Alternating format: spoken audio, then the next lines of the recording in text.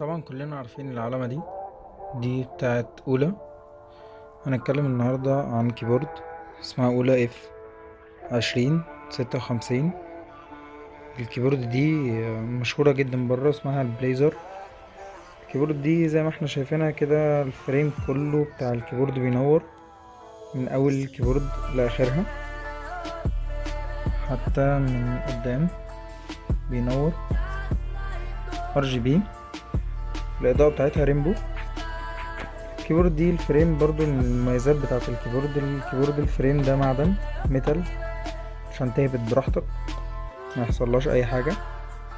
الكيبورد دي بصراحة يعني حاجة وهم يعني شيك جدا، بالذات بقى لما النور وهو مطفي، فالفريم بيديك بقى، عارف انت احساس، بيدخلك جوه المود فعلا، جوه مود الجيمنج فعلا.